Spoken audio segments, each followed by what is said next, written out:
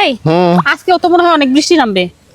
হ্যাঁ, আকাশের অবস্থা তো দেখে মনে হচ্ছে যে ভালোই বৃষ্টি হবে, তাই না? চারিদিকে কেমন অন্ধকার হয়ে আসছে না? বৃষ্টিতে বুঝছো কোনো কিছুই করতে ইচ্ছা করে না, কোনো কাজকর্ম কোনো কিছুই করতে ইচ্ছা করে না বৃষ্টির দিনে। খালি তো আচ্ছা, আবার শোনো ভুল না, ধরতে পারো। চলো একটা খেলা খেলি। আবার কি? তোমাকে আমি 3টা কোশ্চেন করবো, বুঝছো? তুমি সেটার অ্যান্সার দিবা। তোমার প্রশ্ন মানে তো হচ্ছে আমার জন্য বিপদ। আর এটা কোনো কঠিন কোশ্চেন তুমি না। আমাকে জব্দ করো।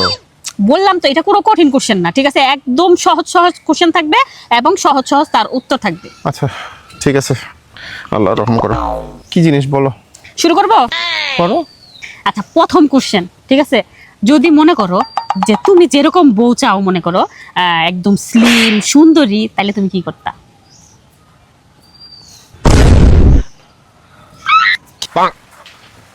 আরে তুমিও কি কম সুন্দরী নাকি? আরে তুমি তো একটু, তোমার স্বাস্থ্যটা কি একটু নাদুস নদুস আর কি, এটা কোনো ব্যাপার?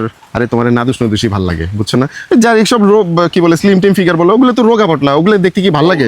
তোমার স্বাস্থ্য মাশাআল্লাহ অনেক ভালো আছে, সুন্দর আছে। অ্যান্সার সঠিক দিছো। এখন তোমার সেকেন্ড কোশ্চেন, ঠিক আছে? দ্বিতীয় নাম্বার কোশ্চেন, কি?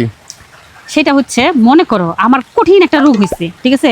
আমার সবচেয়ে সুন্দরী যে বান্ধবীটা, সেটা যদি তুমি বিয়ে করো তাইলে আমি বাঁচবো, নইলে বাঁচবো না। তাইলে তুমি কি করবা? কি বলো না বলে, এটা তুমি কোনো প্রশ্ন করলা? আরে যেখানে তুমিই থাকবে না সেখানে আমি থেকে কি করব? তোমার সাথে সাথে তো আমিও মরে যাব। তুমি কি সুন্দরী বান্ধবীর কথা, বান্ধবীর কথা বলতেছো? এইসব কোনো কোনো কিছু আছে? আরে আমরা দুইজন তো হচ্ছে দুইজন জীবনের সাথী, বুঝছো না? বাঁচলে একসাথেই বাঁচবো, মরলে একসাথেই মরবো। এই যে কোনো সুন্দরী বান্ধবী টান্ধবীর কোনো বেল আছে, দাম আছে? এটা নিয়ে কি বলতে তুমি আসছো? দ্বিতীয় প্রশ্নের সঠিক জবাব দিছো। তোমার 3 নাম্বার এবং শেষ প্রশ্ন করতেছি আমি, ঠিক আবার কি? আছে? মনে করো একটা বদ্ধ ঘরের মধ্যে অনেক সুন্দরী মেয়ে আছে, সেখানে তোমার যদি চোখ বেঁধে ছেড়ে দেওয়া হয় সেই সুন্দরীদের মাঝে, তাহলে তুমি কি করবা? আমি আর কি করব? আচ্ছা সবার আগে বলো, ওই রুমের মধ্যে কি তুমিও আছো? না, আমি নাই। আর তুমি যে রুমের মধ্যে নাই সেই রুমে আমি যাই কি করব? আমি ওই রুমে কোনো কিছুর মধ্যে যাইতে পারবো না। আমি এমনি তোমার সাথে, তুমি যে জায়গায় আছো আমি তোমার সাথে সেই জায়গায় আছি, সবসময় ওইখানেই থাকবো। আমি একটা জিনিস বুঝলাম না, আমি যে সব প্রশ্ন করলাম এই সব প্রশ্নটা একমাত্র মেয়েদের মাথা থেকে আসতে পারে, ঠিক আছে? আমার অ্যান্সারটা ঠিক ছিল?